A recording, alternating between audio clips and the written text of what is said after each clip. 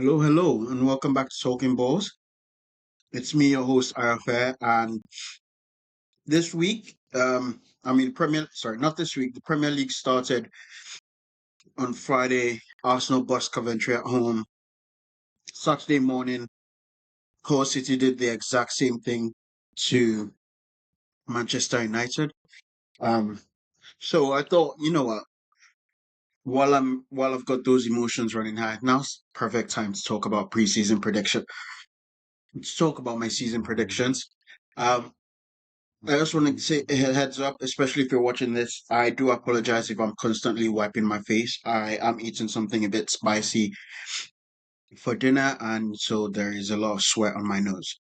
So please bear with me on that regard. And on that, I will hopefully cool down as I go deeper into the podcast and I go longer without eating the chili that's in this thing.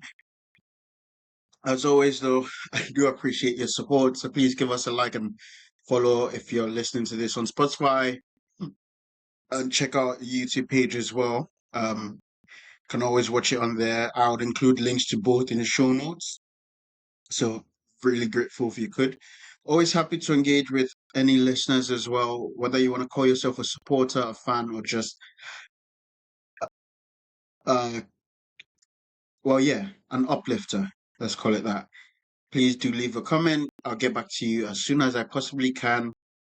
Of course, for a more private conversation, the email address is daretoyan@gmail.com. So DARETOYAN at gmail.com. And I would also include that in show notes. Um, so yeah, predictions are, the usual stuff. I'll start off with some table predictions from different clubs, and then I might go into like the individual predictions for the season. But let me rephrase that. So I might go into predictions for individual players later on in the episode. First off, champion for the 26-27 season. I can't see anyone but Arsenal winning it again. I genuinely think they might jug this title, unfortunately. There's two sides of it. One is the Arsenal side, which is this Arsenal team now knows what it takes to win a trophy, and they finally cleared, or rather a title, and they finally cleared that hurdle. Um, so if they approach it as not repeating, but as just going for a title all over again, they have the experience, the know-how and they have the quality as well to do it. The additions they made this summer have been absolutely incredible. I mean, Saliba is out with the long-term back injury in the next 3-4 months. So of course, they brought in England starting centre back, Europa League winning centre back in Ezri Konsa in his prime years, 28. Of course, he can also cover at right back as well, which has been a bit of an issue for Arsenal with Ben White and Jurriën Timber's injury problems. So this is just a fantastic deal all around.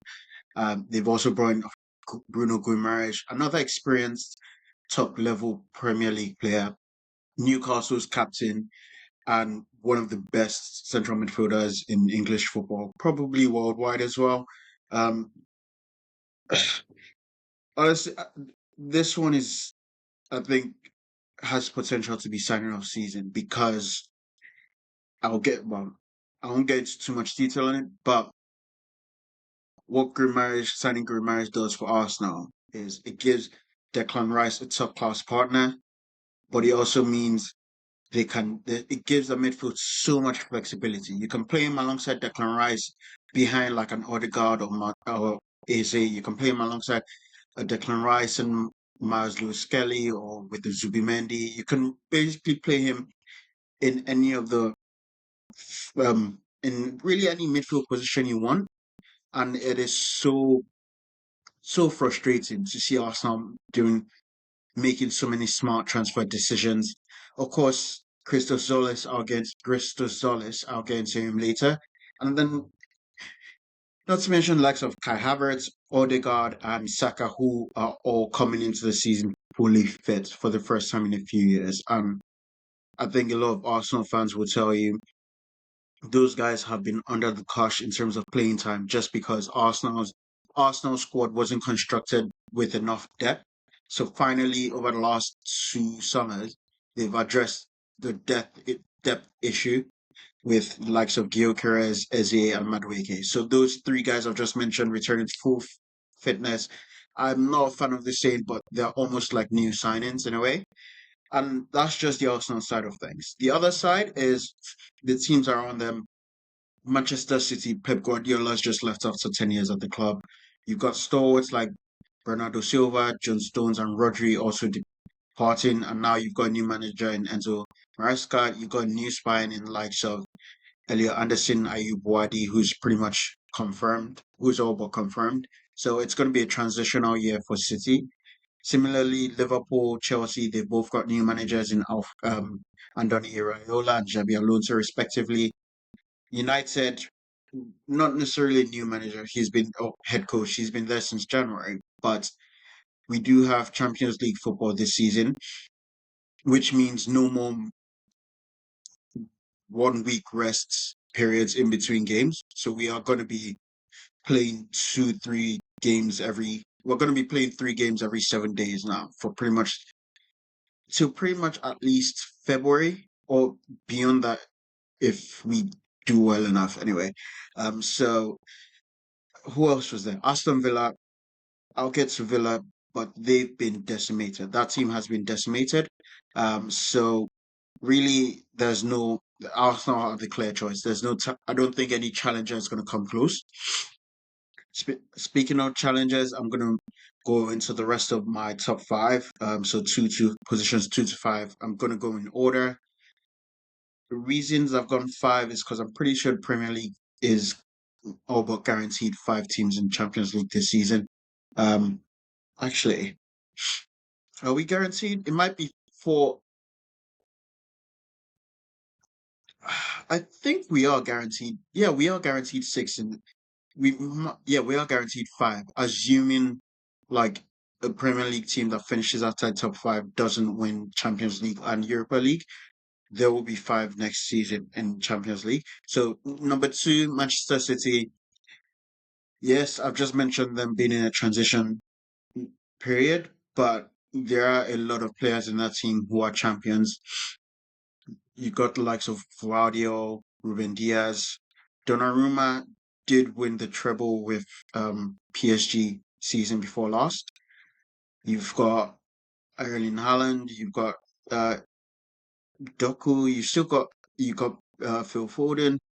You got the likes of Rayan Cherki as well, who was at the World Cup with France. Like the squad is quality all through, and I think second is pretty secure. Second place is pretty much secure for Man City. Number 3, this one is a bit of a surprise, but I think they've done a really good job in transfer window this summer. Chelsea, they got loads of players. There's always been criticism of that for the last God knows how many decades. But I mean, they made in recent past 5 years, they made this huge push to youth. And they do have quality in the squad. I have to give it that. There are young, talented players there, but the one thing they needed to do was bring in experience. And in the likes of Maxence Lacroix, fantastic signing, great one-on-one defender as well. So it means they can play adventurous. They can really play Xabi Alonso's style of football. You've got the likes of Morgan Rogers. He's young, but he is still experienced. He's a Europa League winner. He's coming from an Aston Villa team that is stacked with veterans as well. That was stacked with veterans. You've got Danny Welbeck, another consummate professional in his 30s. You never really hear a bad word about Danny Welbeck. Same with Jordan Henderson in midfield. And I think what those guys will bring is a level of discipline to a team that really lacked it last season. I think 11 red cards from a team, almost a Premier League record. And of course, you combine that with the fact they don't have European football. So they've got a week to recover, rest and recover between league games. And of course, under Xabi Alonso, new manager, they also have a week of training to adapt to his new systems, which is great because it means they can get used to that system a lot quicker. So yeah, and I think they do have one of the best spines in the league excluding goalkeeper, but Centre backs, Maxence Lacroix, Levi Colwell. In midfield, Enzo Caicedo, and probably the league's best front three in Cole Palmer, Morgan Rogers, and Joao Pedro. So they are. I think they're in for a great season. Third place for me at maybe a deep push into one of the domestic cup competitions as well on the cards. Now, fourth place, this was a toss-up, but I have gone United. Manchester United. I will explain why when I get to fifth place. Manchester United. I think we've now got more squad depth in midfield, especially with signings of Baleba, Tielemans, and Andre Santos. And importantly, it's also quality, not just squad depth. So no more having squeezed in Manu Ugarte or force young Tyler Fletcher or Toby Collier into positions they're not ready for. And of course, there are players in the team like Nusra Mazraoui, Joshua Zirkzee, and others who didn't play as much as who were probably underutilized last season. So having them in the squad, they will play more with European football on the calendar as well. So I don't think it's unrealistic that United finish in a similar position to last year, albeit slightly lower down the table, maybe one position down, but it is I don't think it's unrealistic. Liverpool, thing is, there's been an argument in recent days started by Jamie Carragher, Gary Neville. I will say this: Liverpool starting XI is better than Manchester United starting XI. I will admit that. The issue with and that is individual talent. The issue with Liverpool, though, is the squad is severely lacking in balance. They've got a lot of attackers, but yet they don't really have a defensive midfielder. They don't really have a proper right winger, and the fullback situation hangs by a thread. Milos Kerkez is pretty much always available, but he still has a long way to go to be a top level left back. Right back, Conor Bradley and Jeremy Frimpong have shown themselves to be injury prone. Centre back, Van Dijk is aging, and yet they got Araujo. Xhaka actually looks quite decent, but if Van Dijk were to get injured, can they rely on Araujo and Xhaka at centre back? Is that really going to get them where they want to go? Um, but that being said, the quality in the team, the mentality of some of these players, I think about the likes of Dominic Zoboszlai, who never stops running, Gravenberg, the aforementioned Van Dijk. I think they will it gives them the edge over some of the teams in the next section. And of course, Iriola seems to be an expert in maximizing the effort and output from the players at his disposal, like he did at Bournemouth. And I can see him doing something similar with Liverpool. I'm sure they'll figure it out. Into the European places, so 6 to 8. Number 6, I really don't like that I'm having to do this, but Tottenham, I think they're a squad that, like Chelsea, they've got quality players, and of course they've not got European football either. So, and they've got a really brilliant manager in Roberto De Zerbi. So I think after consecutive 17th place finishes in Premier League, I think they have a good chance of making it to the Europa League next season. They've got the depth, they've got the quality. Granted, they're still dealing with some injury issues, but they will figure it out. And they will be a dangerous team going forward this season. The reason I have them much lower than Chelsea, though, is because there is still that Spurs mentality, like we saw on Saturday against Brentford, where they do have a tendency sometimes to bottle it and to just let the emotions and the size of things get to them. So for that, I have them sixth. Seventh, this one was a real tough decision for me because I rotated between about 3 or 4 teams over the last few days, but I like this shout. I like Bournemouth to finish seventh. Yes, they've got Europe, but I actually think they've got really good squad depth. I think they have like a lot of underrated players in that squad. Um, likes of Alex Tough still developing as well. Julio Soler, what's his name? Araujo, is it Maxi Araujo? No. sorry, they've got a lot of squad depth, put it that way. And the one thing I won't discount or I can't discount is Bournemouth have a penchant for developing fantastic talent. We've already seen, granted, Krupi was a talent with Lorient before he moved, but we've seen how he's changed, how much he's grown and developed at Bournemouth. Same with Alex Scott and Ryan as well. They are brilliant at it. So I wouldn't discount anyone on that team. And of course, Krupi, when he returns in October, November, when games are coming in thick and fast, he'll feel like a new signing, but one with 13 league goals from previous season and an existing relationship with the team. So for me, Bournemouth, seventh place. I think they could do it. Um, Eighth place, Aston Villa. This one is quite unfortunate because I really believe in Unai Emery. I think he is arguably the best manager or head coach in the Premier League right now.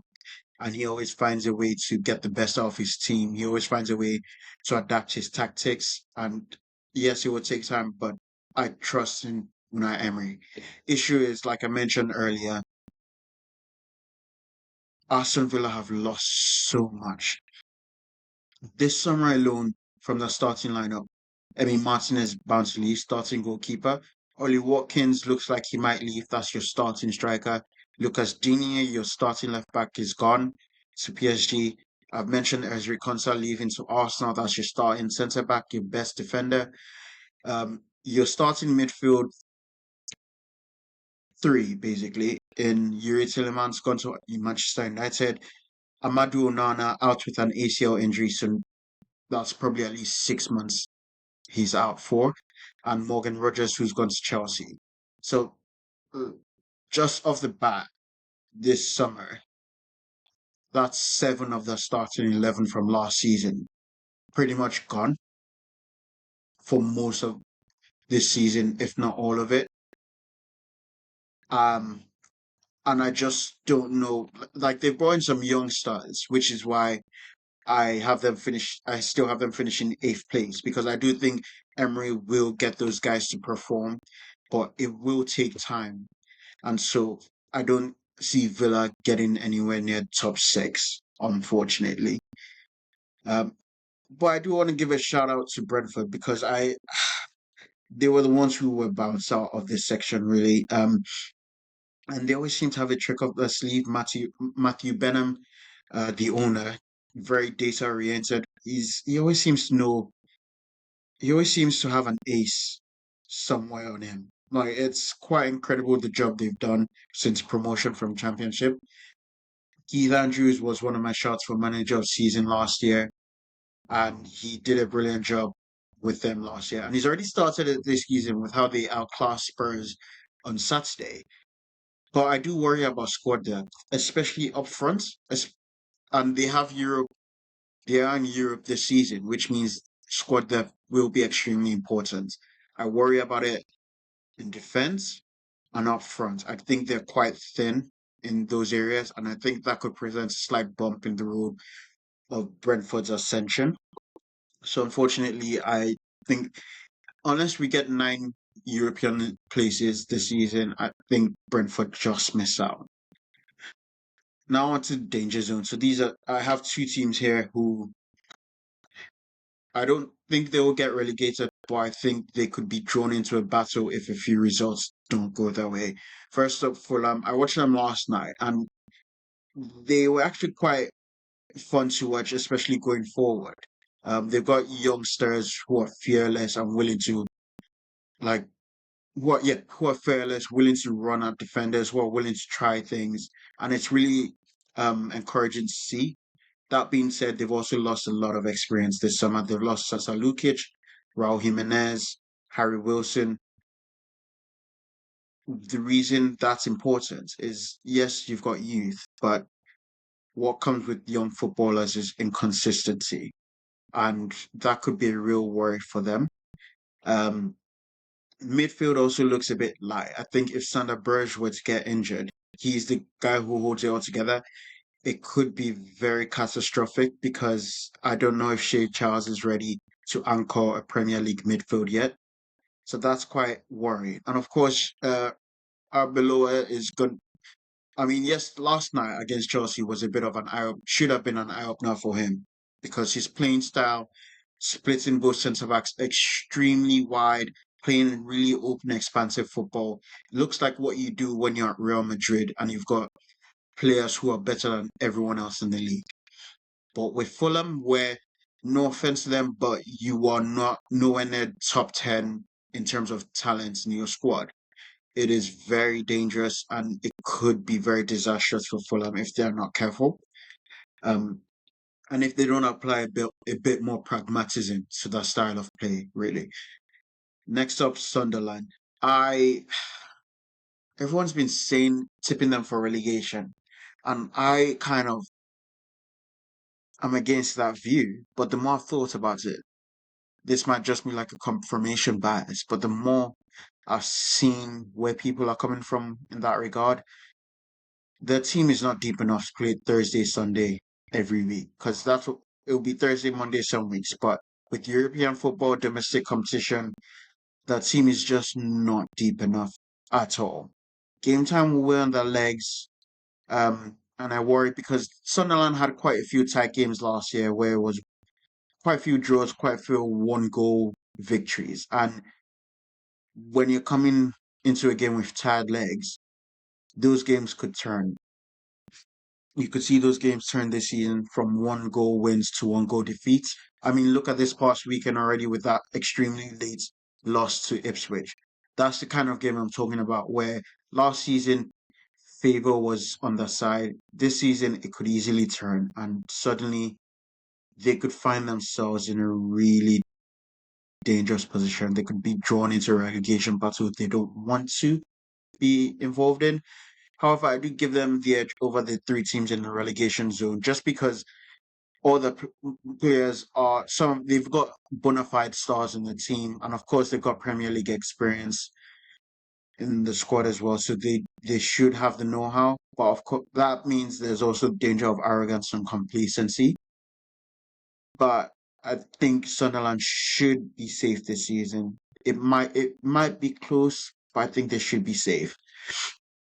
Into the relegation zone, the three teams are tipped for relegation. First off, I just want to say because it feels a bit lazy doing this, but all three promoted sides I think are likely to go down. Um, I just don't see enough quality in any of them. That being said, I I say that being said a lot, don't I? Uh, I maybe don't necessarily know the most information about some of the players in these squads, but off it, I just can't see it happening. I just see all three of them going back down. Of the three of them, I do rate Ipswich the most. I give them best chance of survival. One, they went down 2 seasons ago, so I think they should have learned from that. They've still got some of the players in that squad who will have that experience of being in the relegation battle. And they've also signed Premier League proven players to fill out their spine. So the likes of Issa Diop at centre back, Sasa Lukic in midfield, and Julian Suso as like an attacking midfielder slash second forward. And of course, Gary O'Neill is an experienced manager, especially in the relegation battle. He's done it with Wolves. He did it with Bournemouth as well. So I think Ipswich have the best chance of the three of staying up. Next up, Coventry in 19th place. They look interesting. I think watching them against Arsenal, it's clear Lampard wants to be brave and play football on front foot with them. But the issue with championship clubs doing that is always you might have done in championship and succeeded because you have the best players.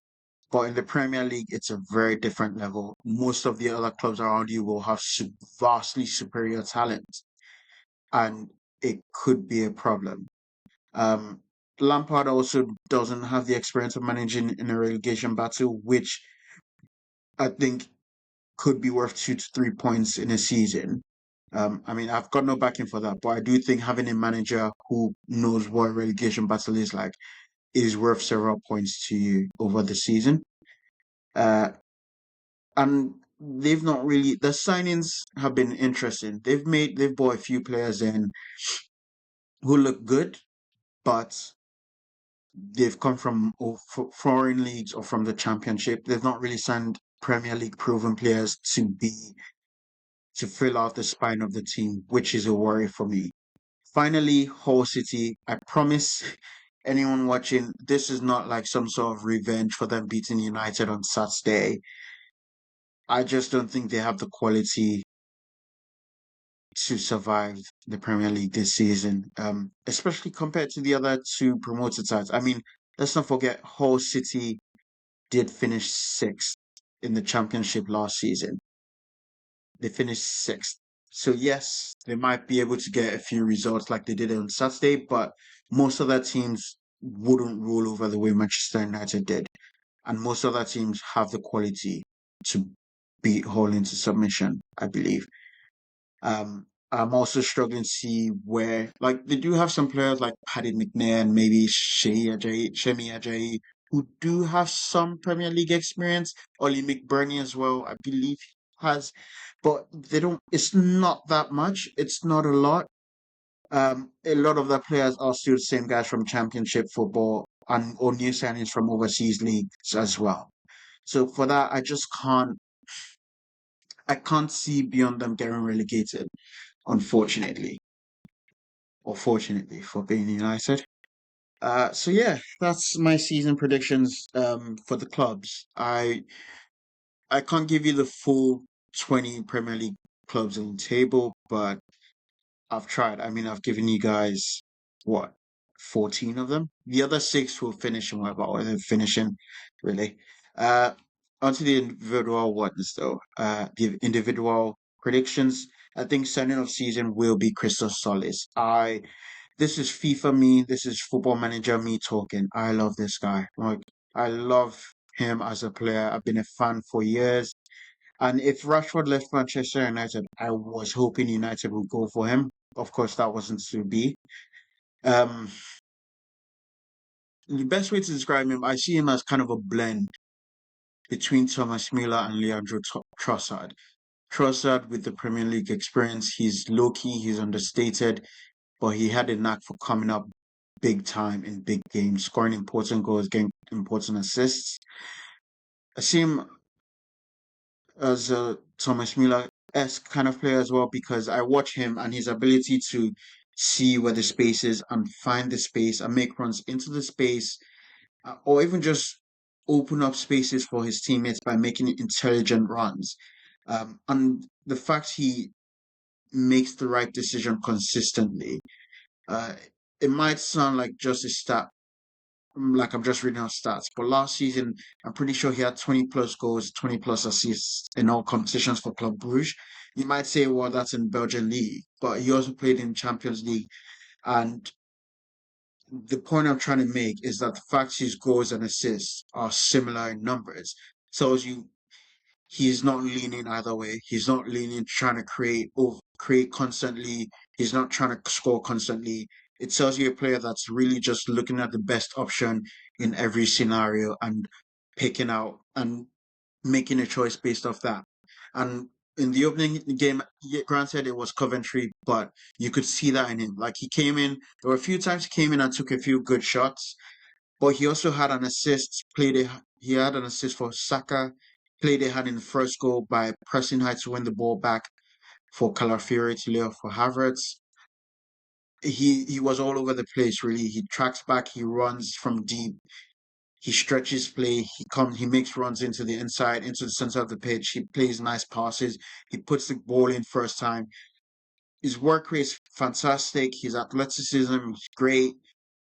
In this day and age as well, for £35 million, it is an absolute bargain for Arsenal. And I think he is the signing of season. He is the future left wing.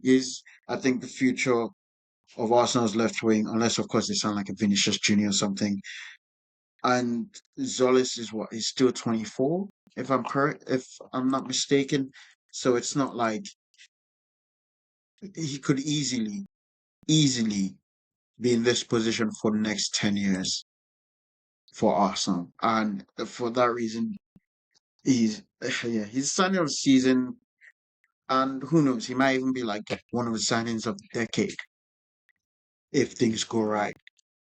On to top scorer, Golden Boot. I don't think there's anyone who can really disagree with me.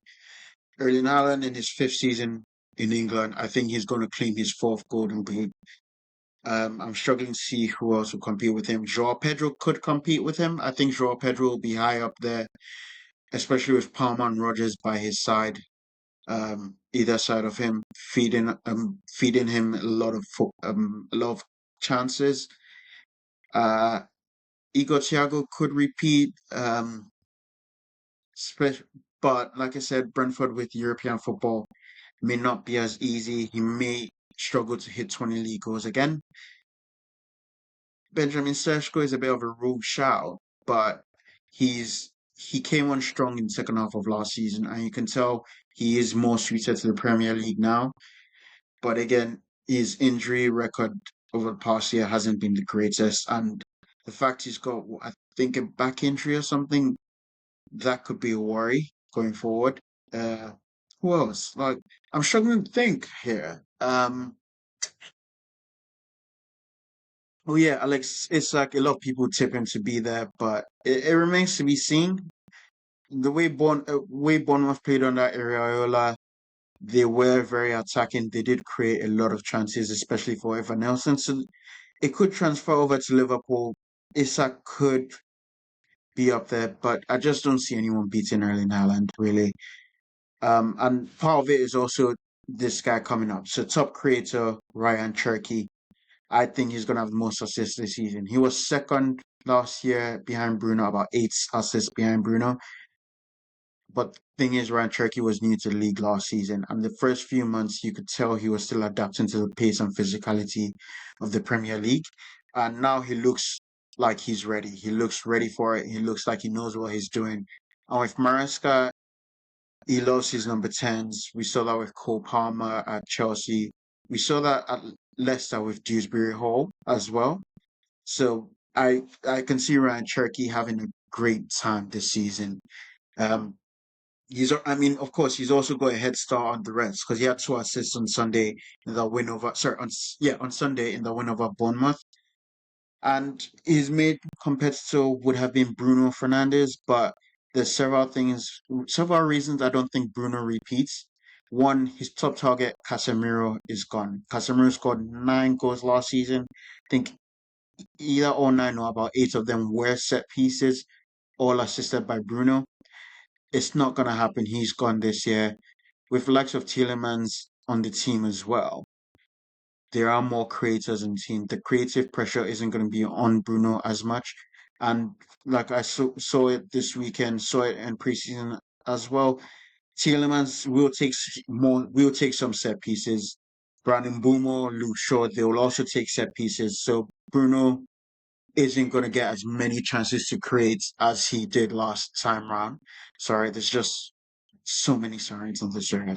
Really annoying. Yeah, so for that, I think Cherky is going to be the biggest creator in the league this season. On to the ones to watch. I've got two here. Two young centre backs because I do love watching defenders, especially young defenders, and seeing how they cope with things.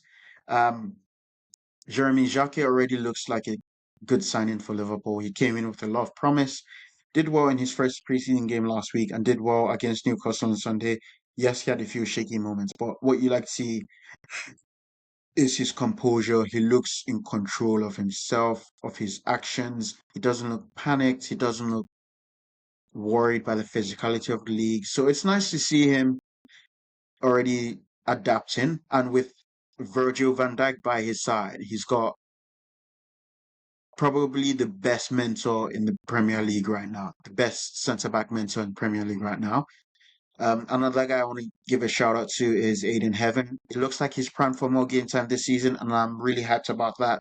He's got the right attributes, although the one thing I would say is he does sometimes look a bit jinky with his movements. He doesn't always look as smooth, but he's composed on the ball with his passing. He brings the ball out of defense really well. He can dribble. He knows when to step out. and got really good recovery pace. I do think he needs a bit more heft or a bit more nous in terms of dealing with the league's physicality, because he has been bullied a few times.